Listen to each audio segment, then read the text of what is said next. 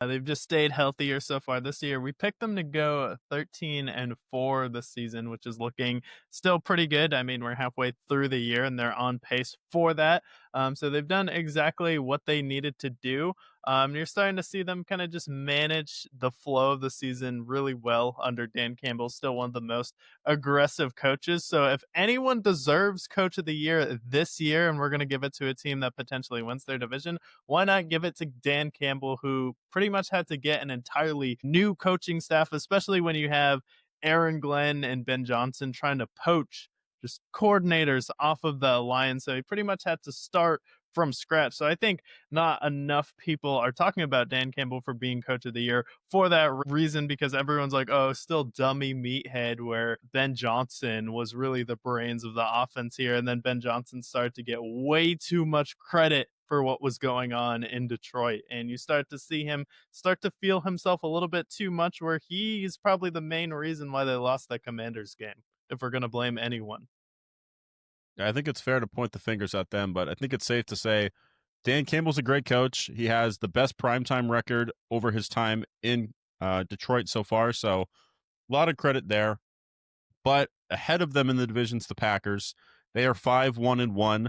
They gave us the glory of that tie against the Cowboys, maybe the best tie of all time. But 5-1-1, and this team has been at the top of the NFC pretty much the entire year.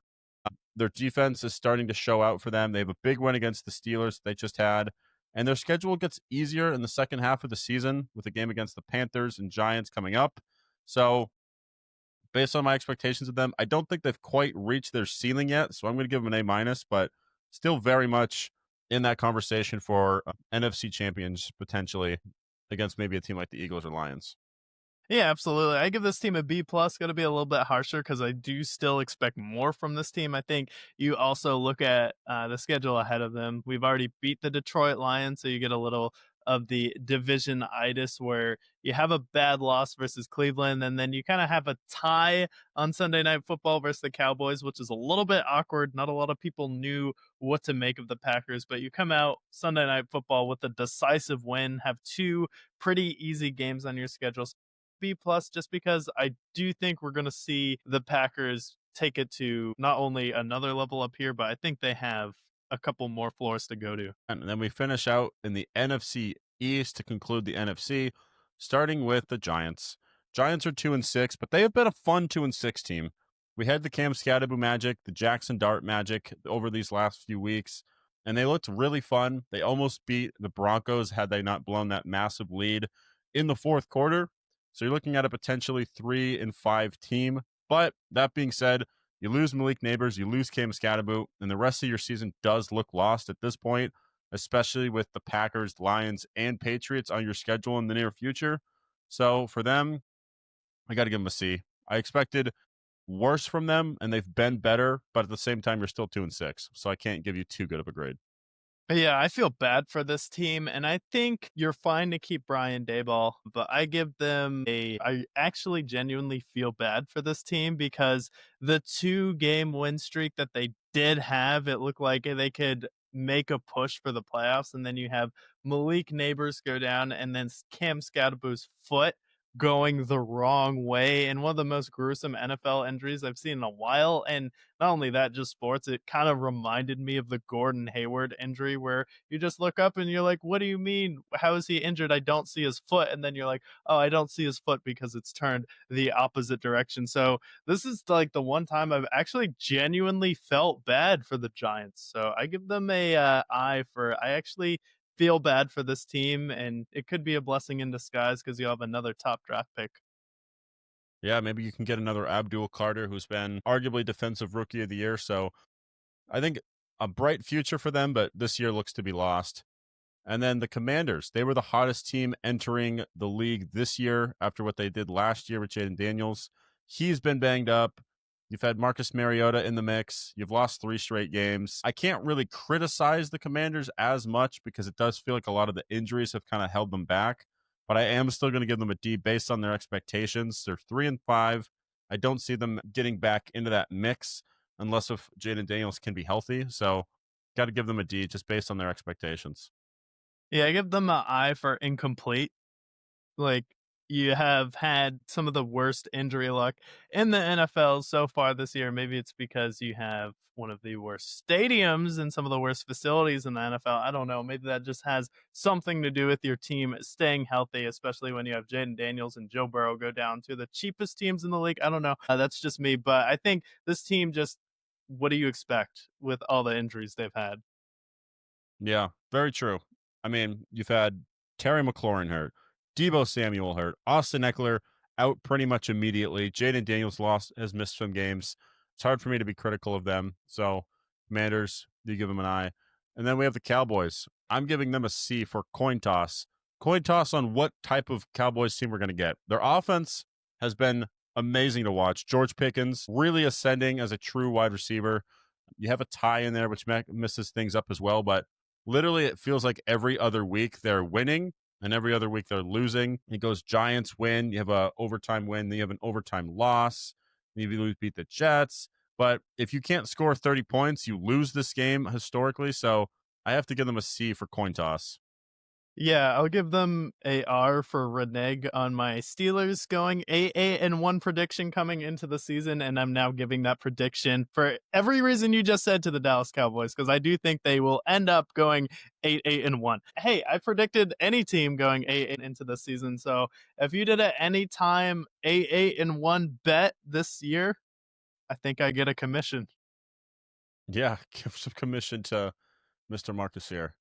And then last team to cover is the defending champs, the Eagles. They're 6-2, and they've just won whenever it mattered. Really, only they had that 2 game skid with the Broncos and Giants, but otherwise, they're just winning any way they can.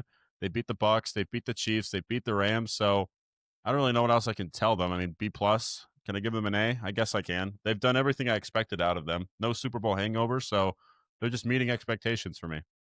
Yeah, they meet expectations for me, so I'll also give them an A. The Broncos game you can explain away with Bo Nix turning out to be actually a historic quarterback this season as far as the fourth quarter this year, where you're able to shut them out through 3 quarters twice, and then they come back and win both of those games. And then with the Giants game, I can give you a pass because we didn't really know anything about Cam Scatterbo or Jackson Dart coming into that game, and that was just the game they decided to turn it all the way up after you just gotten smacked in the face by the Broncos. So, like, I can give you a pass there. So, A for the Eagles to wrap up the NFC. All right. And then we have the AFC. Which division shall we start in the AFC? See the South again. Okay. The Titans. They start 1-7. We had low expectations for them. They've been pretty bad. Their head coach is already out the door. RAP Brian Callahan. But 1-7, 3 game losing streak. I expected them to be bad, but they have been probably worse than I expected. Don't show to have a lot of momentum. I don't see them winning more than maybe one more game. So I have to give them a D. Like, you're in rebuild. Maybe I give them an R for rebuild. This is what you expect for a bad team like this, but it has been pretty rough to watch. They have the lowest pointing scoring team in all of the NFL. So, yeah, I got to give them an R for rebuild.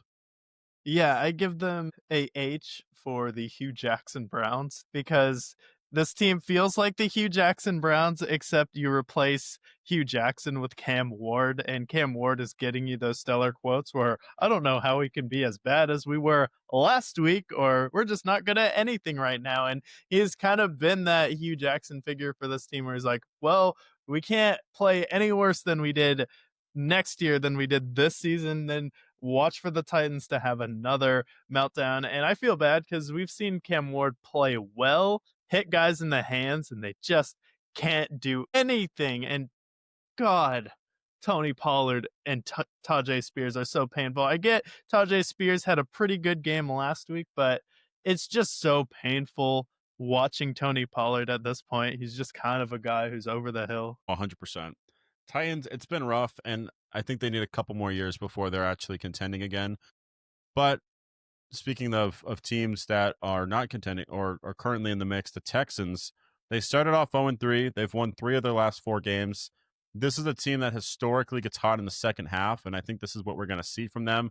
They have the lowest points against in the NFL with a two-headed monster of Daniil Hunter and Will Anderson. Oh, based on the early season, I'm going to give them a B, but I think by the end of the season, I see them entering that A tier. But I think we're going to start to see them rattle off some wins. I believe in the Texans, especially after what I saw last week. Yeah, I give them a B for best defense in the league. I am fine if a team starts out slow, especially when you're in a division this bad. You still have a chance to catch the Colts. Colts have a pretty rough schedule, but I do think they can still make the playoffs here, and they have one of the best defenses in the league. So I give them a B. All right. And then the Jags. This is the team. They started off 4-1. In the last 2 weeks, they lose to the Seahawks and get annihilated by the Rams. I don't believe in this team. I'm giving them an F for frauds. I feel like over the next few weeks, we're going to start to see them rattle off some more losses, especially when they face the Texans a second time, face the Chargers, and then face the Broncos later. I don't believe in them. I don't believe in Trevor Lawrence. Where is Brian Thomas Jr.? I haven't found them anywhere this season. So I'm going to give them an F for frauds. Yeah, I've never quite seen a NFL team embody the personality of Barney Fife, but here we are, the Jacksonville Jaguars. So I give them a D minus minus. Can't quite give them a F because you've had some spots where you played well and it's been entertaining, but the I don't know, personality I pinned on them as just kind of being a frantic team has kind of just continued ever since this show pinned them on that. So we will see with the Jacksonville Jaguars if they continue. Then we have the Colts. And the Colts, biggest surprise team in the NFL. They have the 1 seed if the season ended today. They're 7-1. Jonathan Taylor in the MVP conversation, Daniel Jones in the comeback player of the year conversation. I don't think I can give them anything other than an A plus for what we expected out of them. I think we had them going 6-11. We were wrong. Rare moment for the Brickyard, but it's all right, guys. We're honest. 7-1. I think they can continue to still be good, especially with that defense and especially with what Jonathan Taylor's doing. A plus for the Colts.